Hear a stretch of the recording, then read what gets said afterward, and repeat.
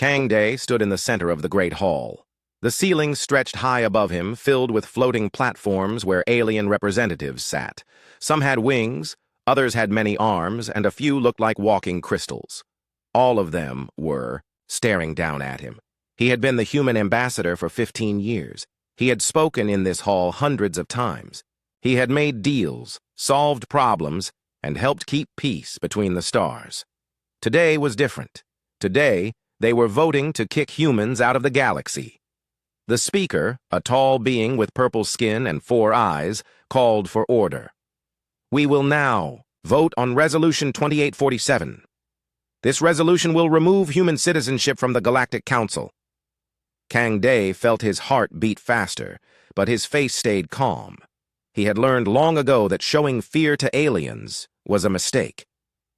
Behind him, Admiral Park So-min sat in the viewing area. She was the highest-ranking human military officer in Council space. Her ships had saved more alien worlds than anyone could count. The first vote came from the Valari. Their representative was a small, furry creature with big eyes, just 20. Years ago, human ships had stopped an asteroid from hitting their home world.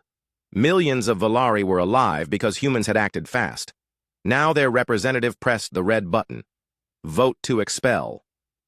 Kang Day did not show his surprise. He had expected this, but it still hurt. Next came the Nethians. They looked like walking diamond statues, beautiful and cold. Human engineers had rebuilt their cities after a solar storm destroyed their power systems. The humans had worked for free, asking for nothing in return. The Nethian representative also pressed red. One by one, the votes came in. Red, red, red. Each red light was another species that wanted humans gone. Each red light was another world that had forgotten what humans had done for them. The Corvin Empire votes to expel, announced a voice that sounded like grinding metal. The Corvins were warriors who respected strength. Human soldiers had fought beside them in 3 major wars. Still, they voted red. Admiral Park So-min watched from her seat. Her hands were folded in her lap, but Kang Day could see the tension in her shoulders. She commanded over 200 ships scattered across the galaxy. Every one of those ships was protecting alien worlds, fighting alien enemies, keeping alien trade routes safe. The Zephyrian Republic votes to expel. Another red light. The Zephyrians were traders who loved money more than anything else. Human. Cargo ships carried their goods to distant markets. Human security forces protected their merchant fleets from pirates. None of that mattered now. The votes kept coming. The Hekarans, whose mining operations depended on human safety protocols. Red. The Altarians, whose crops grew only because human farmers had taught them new techniques. Red. The Centaurians, whose children learned in schools built by human teachers. Red Kang Day remembered each species. He remembered their histories, their problems, their needs. He had spent years learning their languages, understanding their cultures, finding ways to help them. He had thought they were friends. The Rigel Consortium votes to expel. Red. The Tau Ceti Alliance votes to expel. Red. The Outer Rim Federation votes to expel. Red. The pattern continued for 2 hours. Out of 862 council members, only 12 voted to keep humans. 3 others chose not to vote at all. The rest wanted humans gone. The speaker's 4 eyes focused on Kang Day. Ambassador, the council has spoken. By a vote of 847 to 12, with 3 abstentions, the Galactic Council hereby revokes human citizenship. You have 30 days to remove all human presence from council space. Kang Day nodded once. He picked up his papers from the speaking platform. He had prepared a speech for this moment, words to convince them they were making a mistake. But looking at all those alien faces, he knew words would not help. Instead, he bowed formally, the way his grandmother had taught him to bow when he was young. It was an old Korean tradition, showing respect even to those who had wronged you. Teotata, human delegation thanks the council for their decision, he said in a clear voice. We will comply fully with your wishes. He turned and walked toward the exit. Admiral Park So-min stood and followed him. Their footsteps echoed in the suddenly quiet hall. As they reached the door, Kang Day heard whispers behind them. Some aliens were already discussing how to divide up human territories. Others were arguing about who would take over human duties. A few were planning to raid abandoned human bases for technology. Outside the hall, Admiral Park So-min finally spoke. "That was not what I expected." "What did you expect?" Kang Dae asked. "I thought they would want to negotiate, keep some humans for essential services, maybe offer us limited citizenship." She shook her head. "I did not think they would vote us out completely." Kang Dae smiled, but it was not a happy smile. "They fear us, So-min. They always have.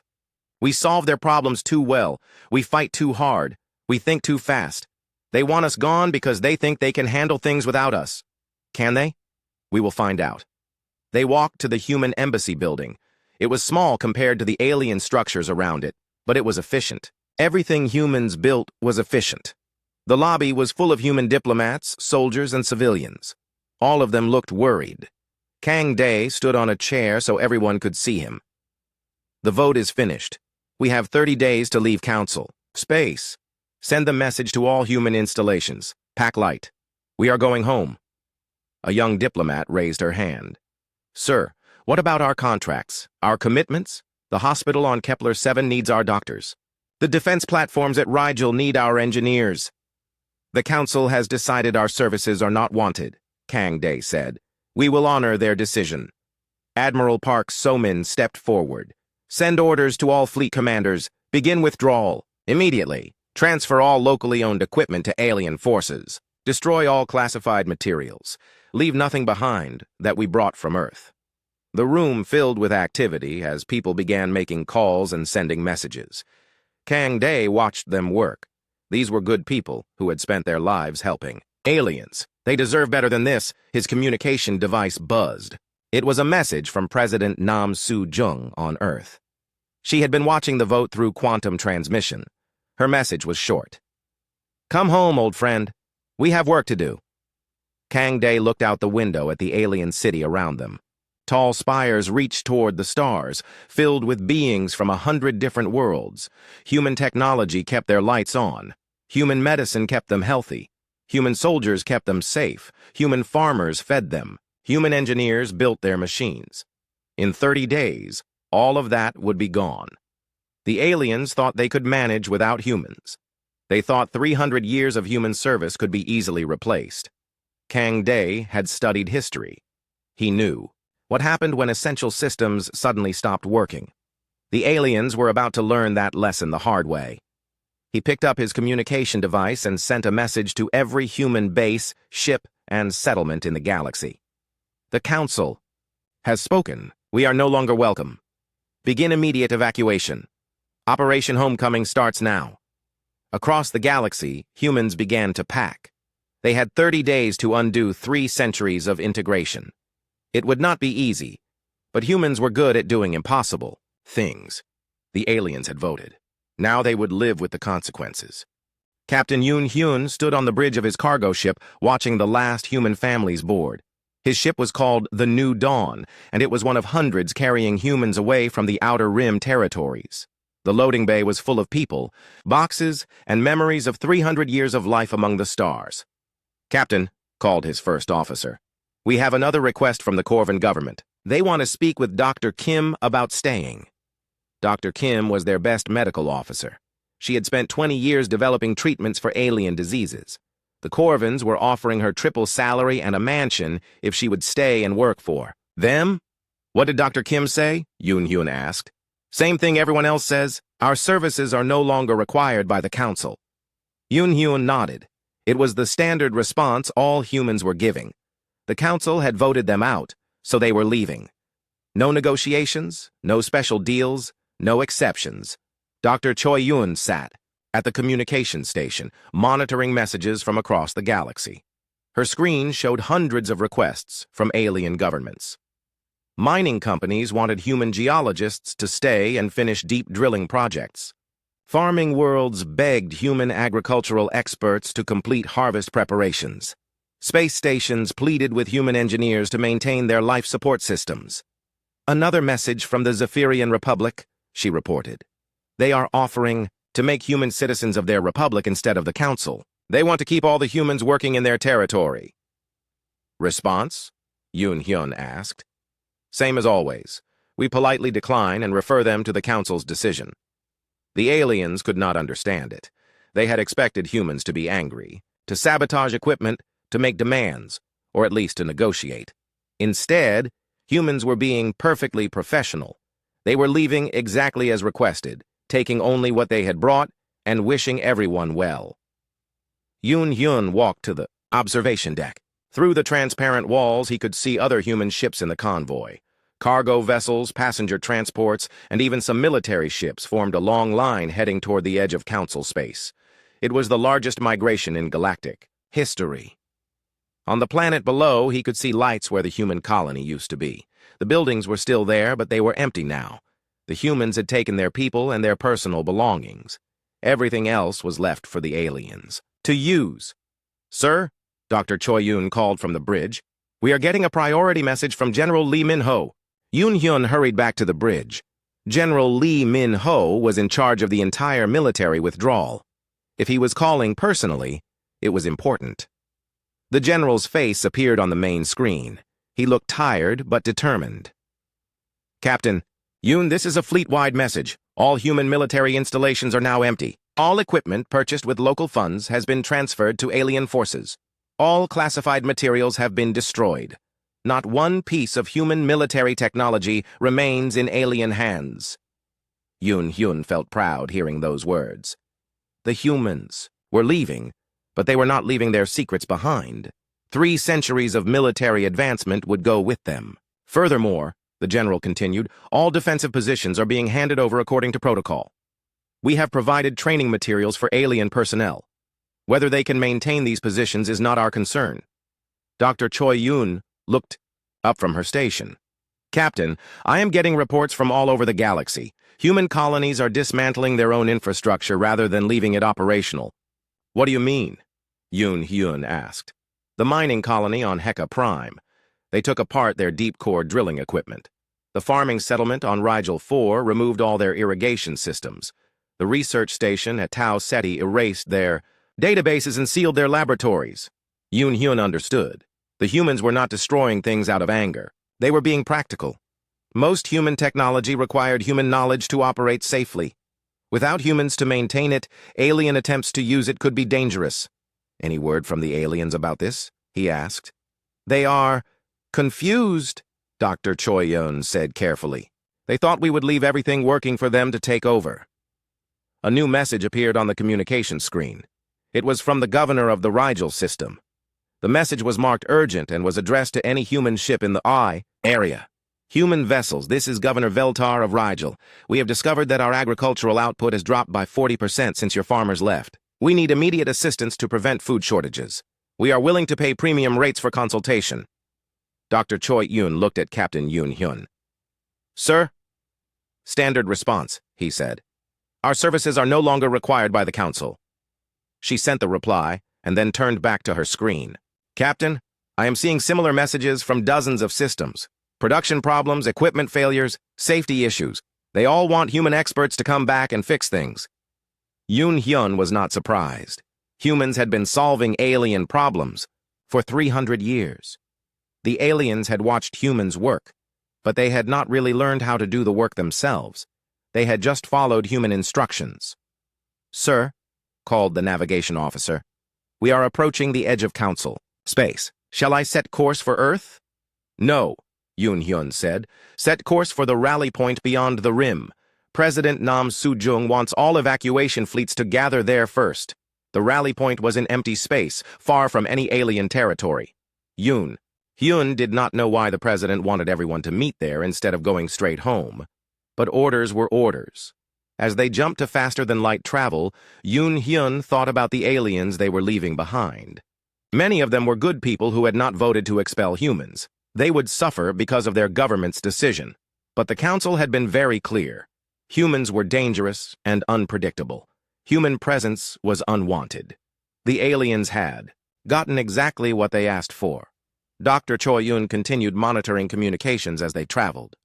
The requests from alien worlds were becoming more desperate. A mining accident on Heka Prime had trapped workers underground. Human rescue teams would have saved them in hours. The alien rescue attempt had failed, and 12 miners were dead. A plague outbreak on Kepler-7 was spreading faster than alien. Doctors could contain it. Human medical protocols would have stopped it quickly. Instead, the aliens were trying random treatments that were making things worse. Pirate attacks in the Outer Rim had tripled. Human patrol ships had kept the shipping lanes safe for decades. Now merchant vessels were being raided daily, and alien military ships were too slow to respond.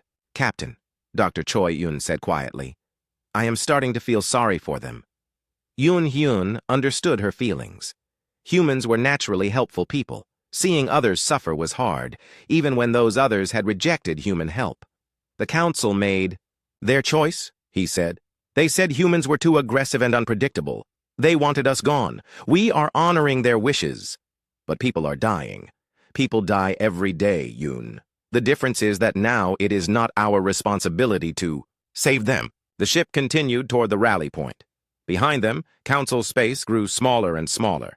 Ahead lay the unknown regions beyond the galaxy's edge, where humans would build something new. Yoon Hyun received a final message from General Lee. Min Ho. All human personnel have been evacuated from Council space.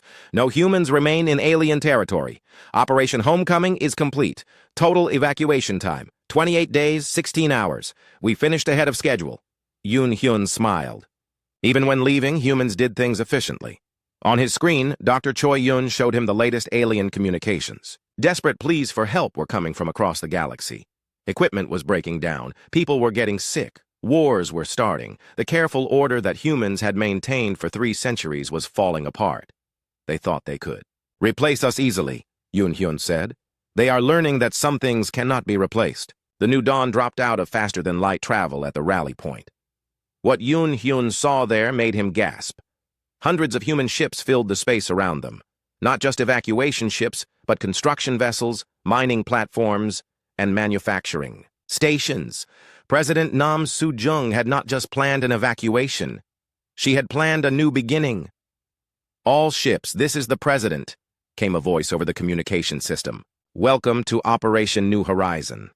We are not running away. We are moving forward. We have work to do." Yoon Hyun looked at his crew.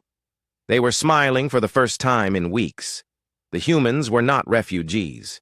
They were pioneers, ready to build something the galaxy had never seen before. President Nam Soo-jung stood before the cameras on New Geneva Station. The station floated at the very edge of the galaxy, where stars became sparse and space grew dark. Behind her, through the observation windows, thousands of human ships moved, in organized formations. They were building something new out here in the void. "My fellow humans," she began, her voice calm and steady.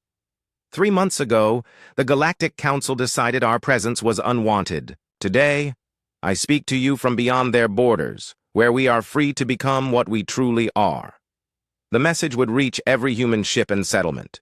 It would also reach alien communication networks, though the aliens no longer had the right to hear human government speeches. "We go now beyond the rim," she continued, "to build something new, something our own. For 300 years we served others. Now we serve ourselves and our future." The president's words were simple, but their meaning was clear. Humans were not coming back. This was not a temporary exile. This was a permanent departure. Meanwhile, deep in Council space, Governor Veltar of the Rigel system stood in his emergency command center. Charts and screens showed the disaster spreading across his worlds. Food production had collapsed. Without human agricultural experts, his farmers had tried to continue the growing cycles, but they had missed crucial steps. Soil management was more complex than it looked. Crop rotation required knowledge that took years to learn. "Sir," his aide reported, "the harvest on Rigel 4 is failing completely. The plants are dying from some kind of soil sickness." Veltar remembered the human farmers who had worked those fields. They had seemed to work magic, growing more food than anyone thought possible. They had shared their knowledge freely, teaching alien farmers their techniques. But there was a difference between following instructions and truly understanding the science.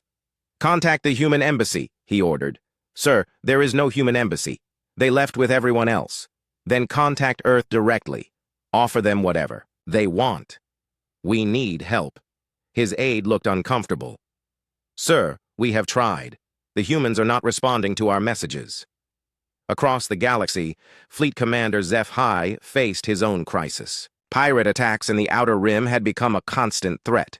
His ships patrolled the trade routes, but they were too few and too slow. Human patrol vessels had been faster, better armed, and much more efficient. Worse, his ships were breaking down. The engines were human-designed, built to human specifications. His engineers could perform basic maintenance, but they did not understand how the engines really worked. When complex problems arose, they made repairs that caused other systems to fail. Commander, his chief engineer reported, the main drive on the Star Crusher has shut down completely. The engine is making strange noises, and we cannot fix it. HFY felt frustration growing in his chest. What about the technical manuals the humans left? We have them, sir. But they are written for people who understand the basic principles. Our engineers know how to replace parts, but they do not understand why those parts work the way they do. It was the same story across the galaxy. Humans had maintained a vast network of technology, infrastructure, and knowledge. They had shared their methods freely, but they had never been able to teach 300 years of accumulated wisdom in a few training sessions. On the industrial world of Heka Prime, Mining Director Kortham stared at casualty reports. Another mine collapse had killed 8 workers. Before the humans left, such accidents were almost unknown. Human safety protocols and rescue techniques had made mining one of the safest jobs in the galaxy. Sir, his safety chief said, we followed the human procedures exactly, but when the tunnel started to collapse, we did not know how to stop it. Kortham had watched human mining teams work.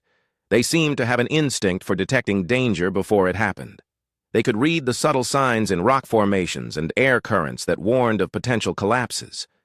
That kind of knowledge could not be learned from a manual. What about the rescue equipment? He asked. It is too complex for us to operate safely. The human rescue team could get trapped miners out in hours. Our attempts take days, and sometimes we make things worse. The truth was becoming clear across Council space. Humans had not just provided services. They had provided expertise that took lifetimes to develop. They had been the galaxy's problem solvers, the people who made difficult things look easy. Dr. Elethmar was the most respected medical researcher in Council space now that the humans were gone. She had worked alongside human doctors for decades, learning their techniques. But when a plague outbreak struck Kepler-7, she realized how much she still did not know. The symptoms matched the Rigel fever from 15 years ago, she told her team. The humans stopped that outbreak in 3 days. How did they do it? Asked her assistant. They used a combination of treatments, antiviral drugs, immune system boosters, and something they called preventive quarantine protocols. She looked at her notes. But I do not understand how they chose which treatments to use for which patients. Human medicine was not just about following procedures. It was about understanding the complex interactions between different species' biology. Humans had studied alien anatomy for centuries.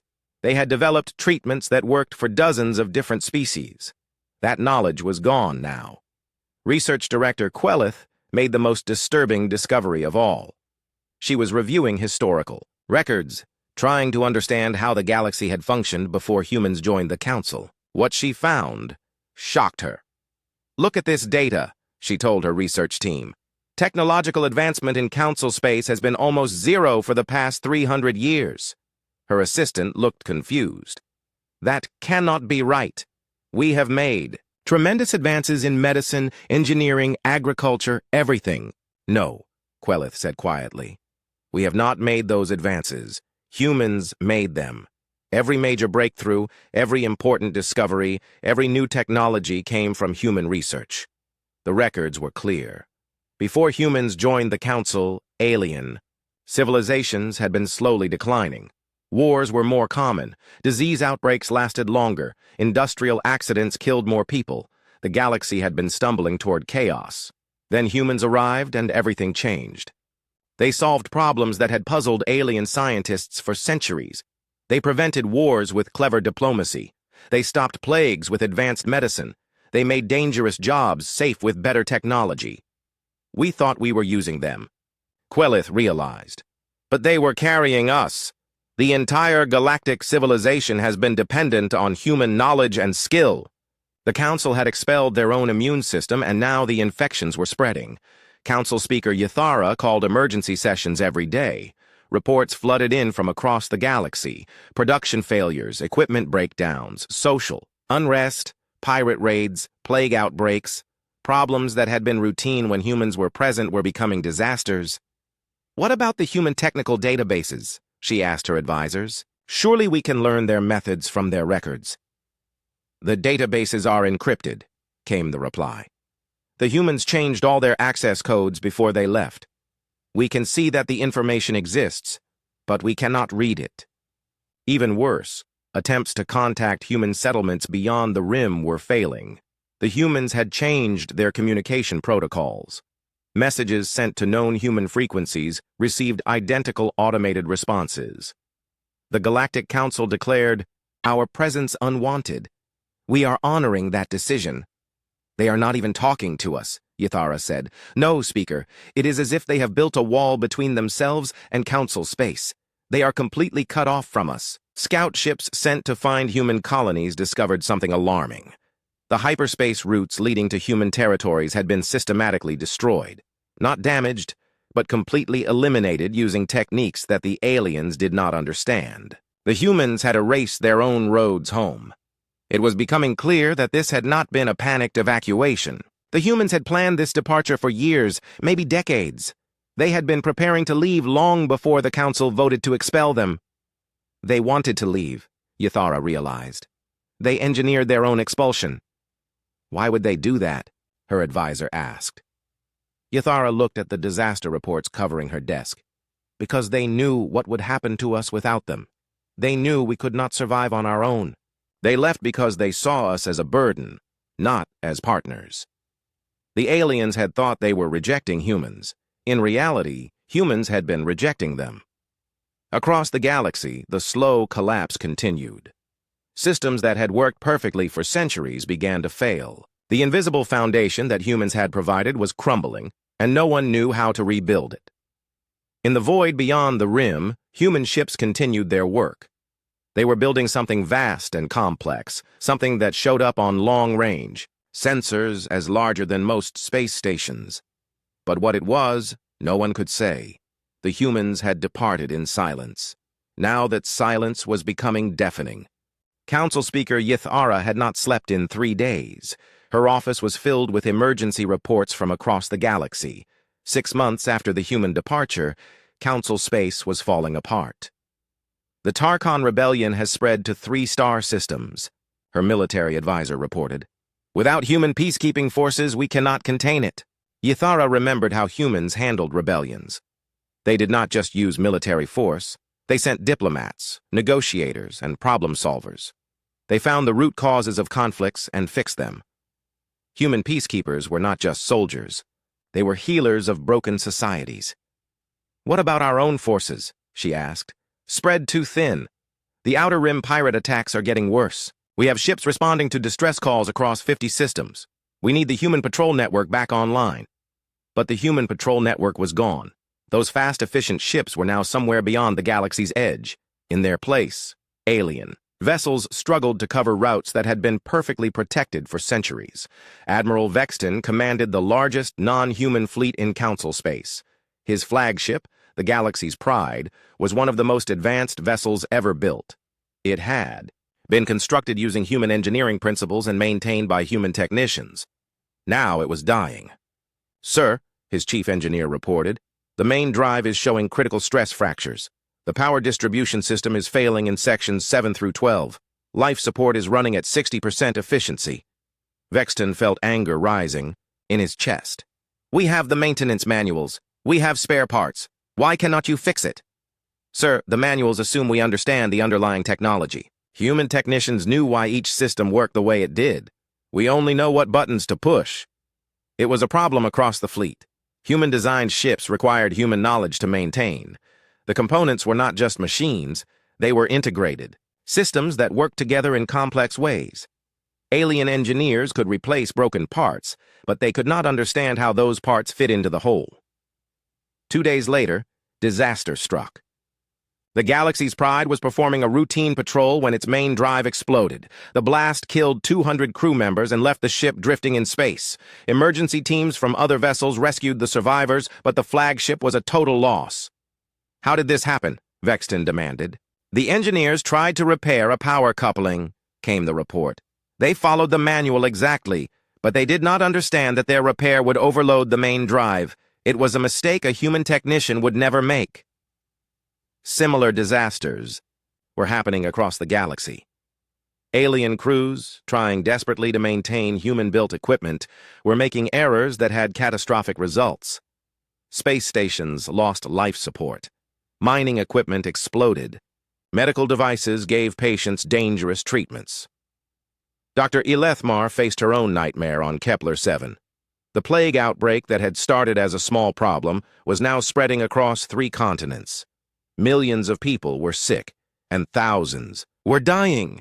"We have tried every treatment we know," she told the planetary governor. "Nothing is working." What would the humans have done differently? Dr. Elethmar looked at her medical records. Everything.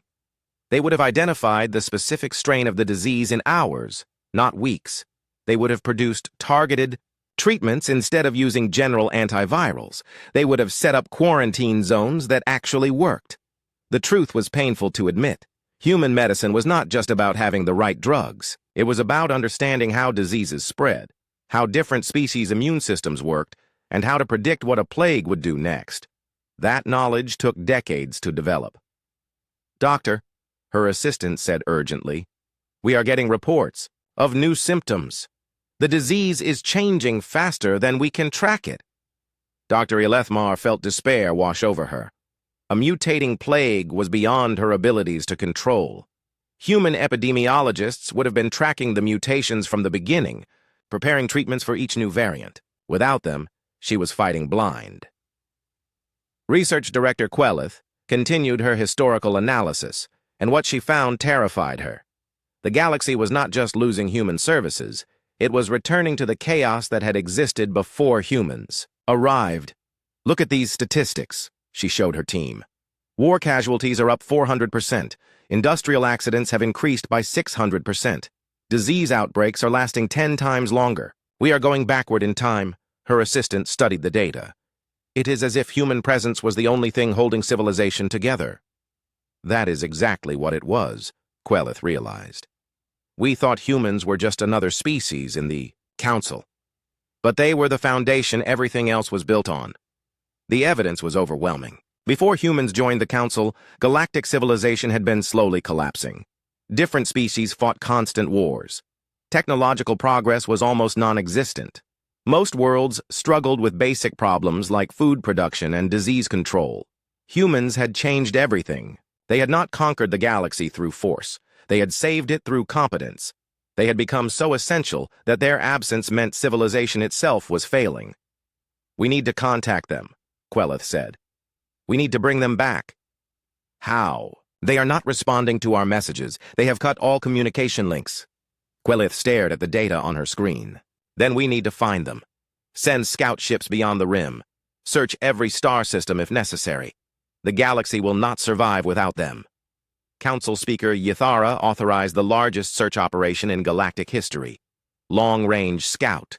Ships were dispatched to every region beyond Council space. Their mission was simple: find humans and convince them to return. The first scouts reported back within weeks. What they found was disturbing. "Speaker," Captain Jethwin reported from the edge of human space, "the hyperspace routes have been completely destroyed. Not damaged, destroyed.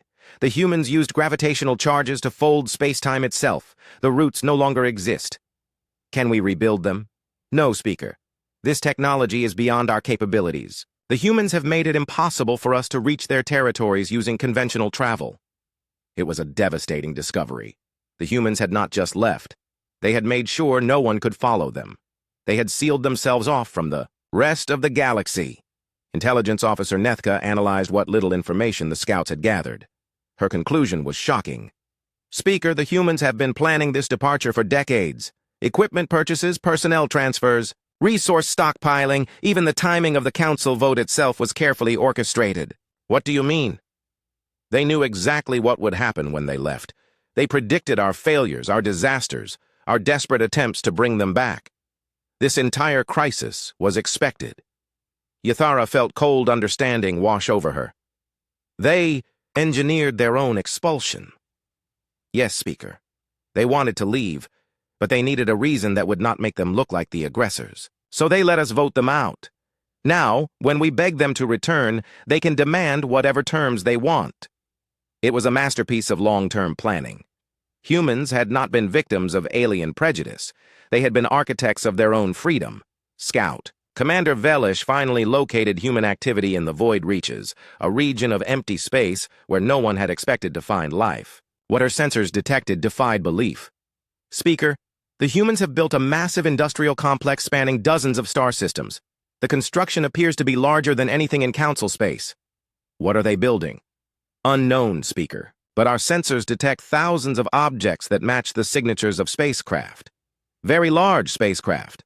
The implications were terrifying. In just 6 months, humanity had constructed a fleet that could rival the entire Council Navy. They were not struggling in exile. They were thriving. Speaker, Velish continued, there is something else. We detected unusual energy readings from their construction sites. Whatever they are building, it is using technology we have never seen before. Yathara realized the full scope of their mistake.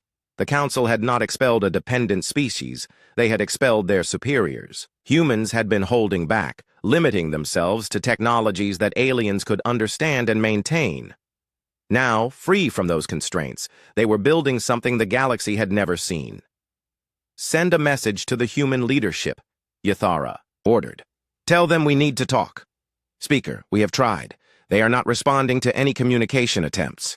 Then keep trying. Use every frequency, every protocol, every method we know. The galaxy is dying without them. But in the depths of space, beyond the reach of alien desperation, humans continued their work. They had listened to the galaxy's pleas for help. They had heard the reports of disasters and failures, and they had chosen silence. The Council had declared human presence unwanted. Humans were simply honoring that decision, no matter what the cost. Council Emergency Director Thexnell stood before the largest gathering of alien leaders in galactic history. Representatives from over 800 species filled the emergency assembly hall. 1 year after the human departure, the galaxy was in complete crisis. The situation is critical, he announced. Galactic civilization is collapsing. We have no choice but to find the humans and negotiate their return. The alien leaders looked desperate. Many of their worlds were facing starvation, disease, or war. The careful order that humans had maintained for centuries was completely gone. I hereby authorize Operation Reunion, Thexnell continued. We will send every available scout ship beyond the rim. We will search every star system, every asteroid field, every empty region of space. We will find the humans. Captain Jethwin commanded the first deep-range scout ship to launch. His vessel, the Far Seeker, was equipped with the most advanced sensors available to alien technology. His mission was simple but desperate. Find humans and bring them home. The journey to the edge of known space took 3 weeks. As they traveled, reports continued to arrive from Council space. Each message brought news of more disasters. The Corvan Empire was facing a civil war that had killed millions. Without human peacekeepers to mediate disputes, old tribal conflicts had exploded into violence. The Corvan military was strong, but they had no experience with the diplomatic solutions that humans used to prevent wars. The Rigel system was starving. Food production had dropped so low that emergency rations were being distributed. Governor, Veltar had tried everything, but alien farmers could not match human agricultural techniques. Dozens of mining worlds reported cave-ins and equipment failures. The death toll was climbing every day. Human safety protocols had made mining almost risk-free. Without them, it had become one of the most dangerous jobs in the galaxy. Captain, his navigation officer reported, we have reached the boundary of destroyed hyperspace routes. We cannot go any further using conventional travel. Jethwin studied the sensor readings. The humans had destroyed every hyperspace route leading to their territories. They had used gravitational weapons that folded space-time itself, creating barriers that could not be crossed. "Switch to sublight travel," he ordered. "We will search for human activity using conventional sensors." It was a desperate plan. Sublight travel was incredibly slow. It would take years to search even a small region of space, but they had no other choice. Days passed without any sign of human presence. The Farseeker detected empty star systems, dead planets, and the occasional asteroid field, but no humans. Then on the 7th day, they found something. "Captain," the sensor officer called excitedly, "I am detecting artificial structures in the next system. The energy signatures do not match any known alien technology." Jethwin felt hope rise in his chest. "Set course immediately. Maximum speed," as they approached the system. The scale of what they found shocked them. Massive space stations orbited every planet. Industrial platforms stretched between the worlds like metal bridges. The entire system had been transformed into a single, vast construction facility. "Captain," the sensor officer whispered, "these structures are enormous. Some of them are larger than our biggest space stations." But something was wrong. The structures were clearly human-built, but they appeared to be abandoned. No ships moved between the stations. No energy signatures indicated active operations. "Take us closer," Jethwin ordered. As they drew near the largest station, automated systems activated. A human voice spoke in perfect galactic standard. "This is an automated message. This facility is property of the Human Colonial Authority. Unauthorized vessels are not permitted in this system. Please leave immediately." "Transmit our diplomatic credentials," Jethwin ordered. "Tell them we are here on official council business." The response came immediately. "The Galactic Council declared human presence unwanted. We are honoring that decision. This facility is closed to council representatives." Jethwin tried again. "We need to speak with human leadership. The galaxy is facing a crisis. People are dying." "Council species. Welfare is not the concern of the Human Colonial Authority. Please leave this system immediately." No matter what arguments Jethwin used, the response was always the same. The automated systems were polite, but completely inflexible. They would not allow contact with human personnel. Worse, as the Farseeker tried to explore other parts of the system, they discovered that it was completely empty. The massive stations were operational but unmanned. The humans had built them and then moved on. Intelligence Officer Nethka was analyzing communication intercepts when she made a disturbing discovery. For months, the Council had been trying to contact humans using every known frequency and protocol. They had assumed the humans were ignoring their messages. But the truth was different. "Emergency Director," she reported to Thexnal. "The humans are not just ignoring us, they have completely changed their communication systems." "What do you mean?"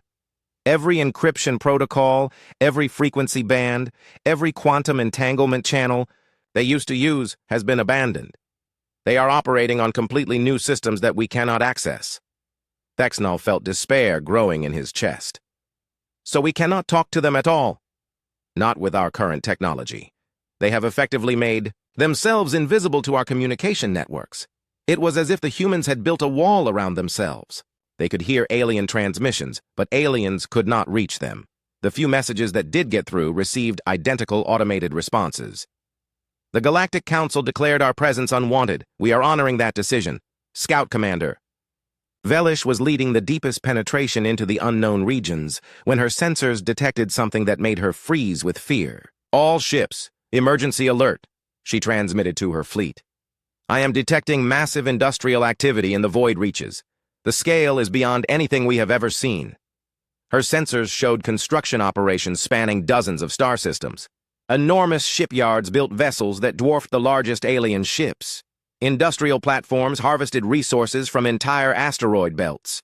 The humans were not just surviving in exile, they were building an empire. "Commander," her sensor officer reported, "I am detecting over 10,000 individual spacecraft. All of them are larger than our biggest battleships."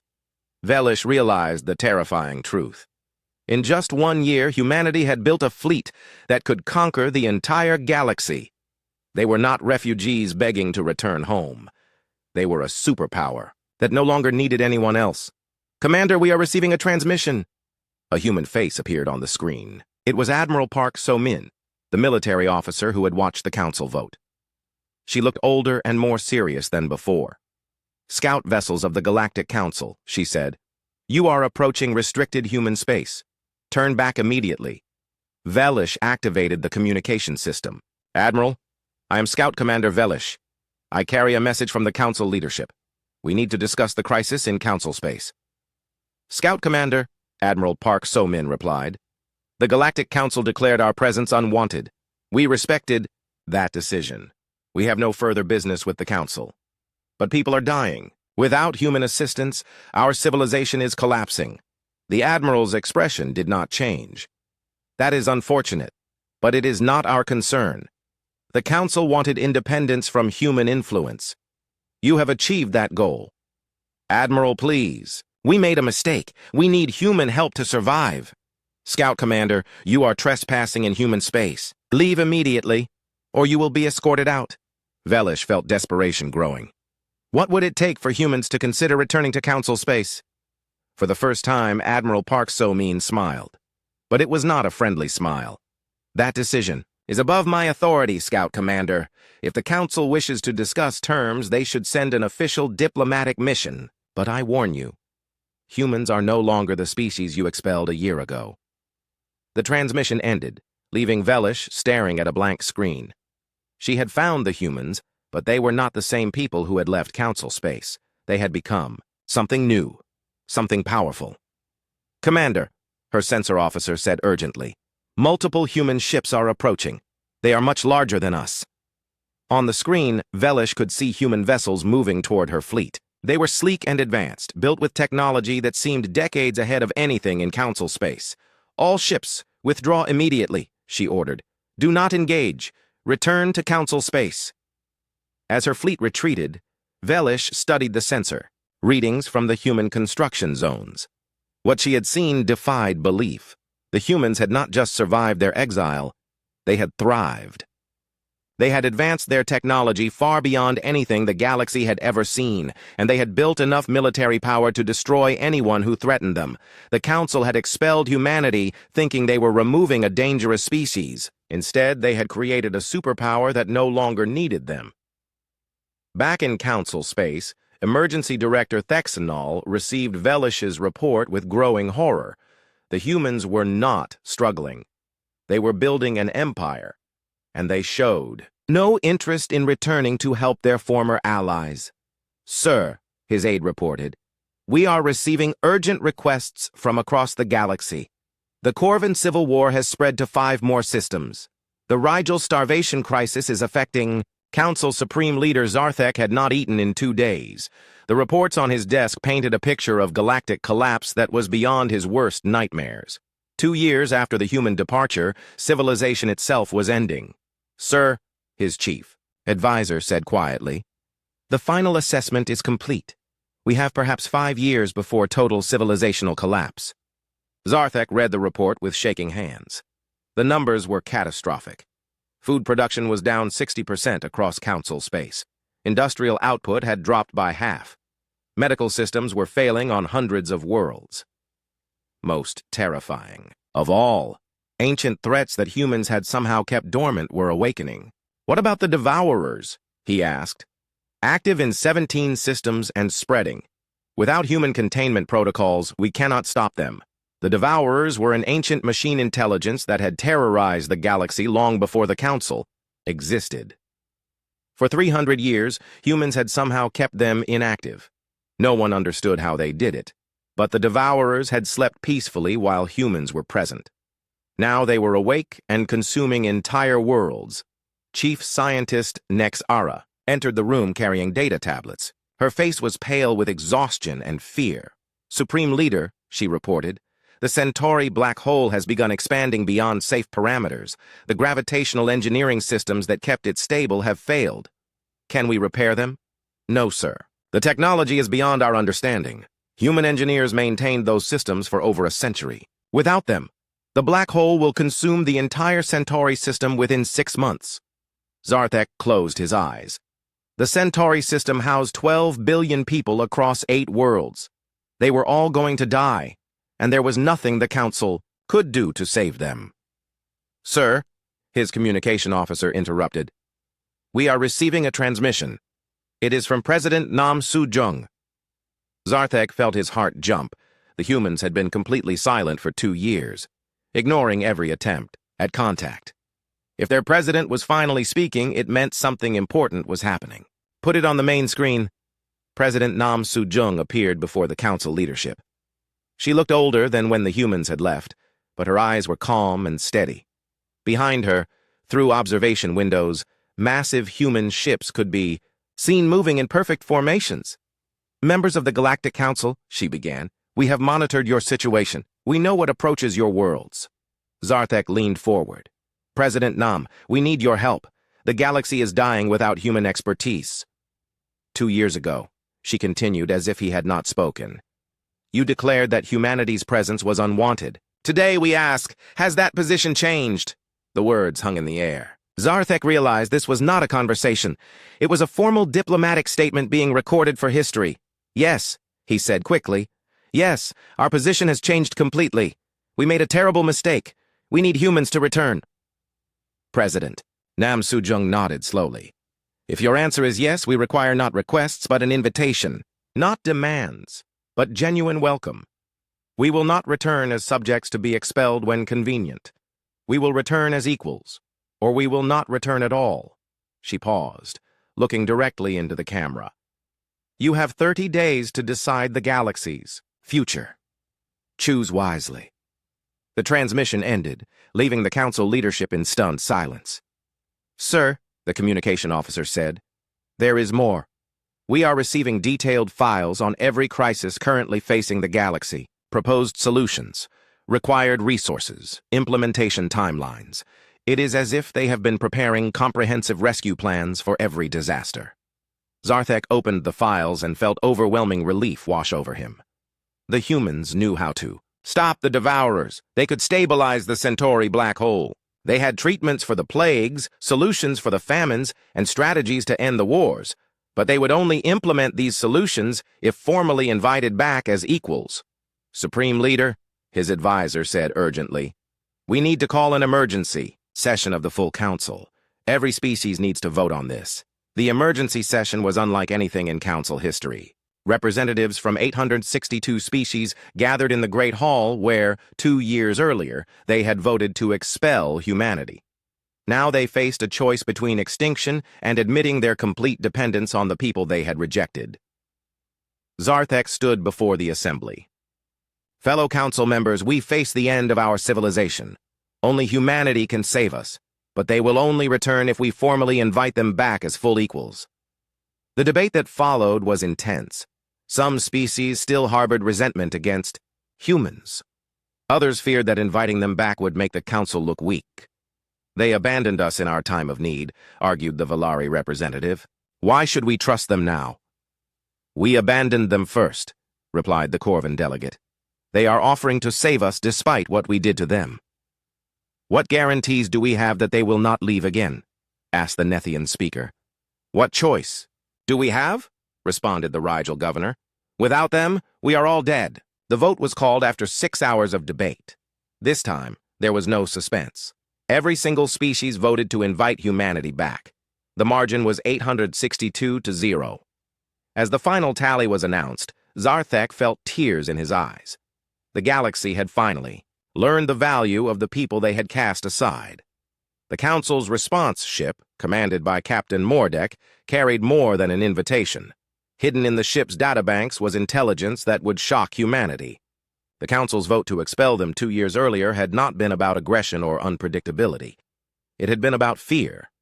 Captain Mordek had been present during the secret pre-vote meetings. He knew the real reason the Council had wanted humans gone. They had become too essential, too powerful, too irreplaceable. The aliens had feared losing control of their own government to human competence. They tried to assert control by removing what they could not control, he told his first officer as they traveled toward human space. They thought that expelling humans would prove that aliens were still in charge. And now, his officer asked, now, they are about to learn what humans do to those who threaten the innocent worlds they have sworn to protect. The human response came faster than expected. As Captain Mordek's ship approached the coordinates President Nam had provided, it was met by a massive human fleet. Hundreds of ships surrounded the Council vessel, each one larger and more advanced than anything in alien space. Admiral Park So-min appeared on the communication screen. "Captain Mordek, you carry the Council's invitation?" "Yes, Admiral. The Council formally invites humanity to return as full equals. All previous restrictions and limitations are permanently removed." "And the vote?" "Unanimous. 862 to 0. Admiral Park So-min smiled. "Then humanity accepts the invitation. But understand, Captain, we are not the same species you expelled 2 years ago."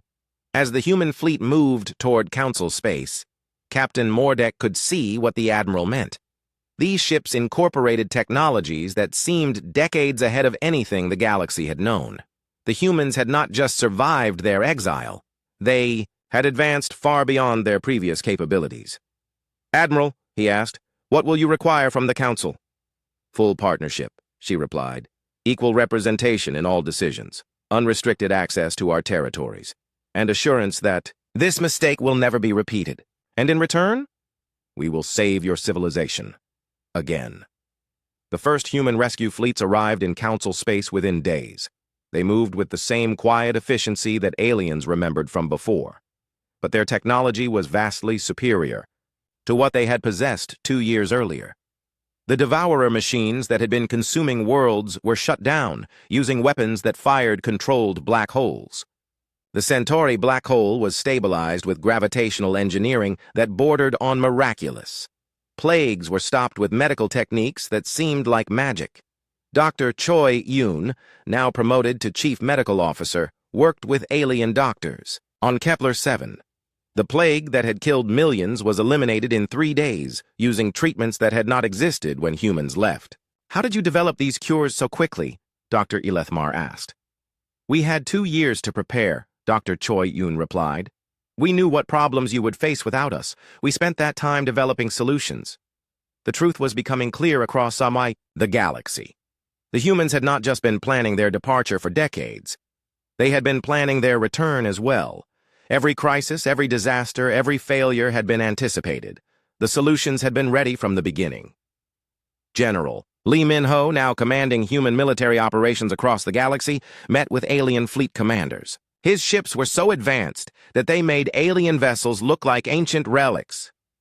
"General," Admiral Vestan asked, "your technology has advanced incredibly in just 2 years. How is this possible?" "We were holding ourselves back," Lee Min-ho replied simply. "For 300 years, we limited our development to technologies that aliens could understand and maintain. We built to your level, not ours. And now we build to our own potential." It was a revelation that shook the Council to its core. Humans had been restraining themselves for 3 centuries, keeping their technology at levels that aliens could comprehend. The moment they were free from that constraint, they had advanced decades in just 2 years. President Nam Soo-jung addressed the full Council Assembly for the first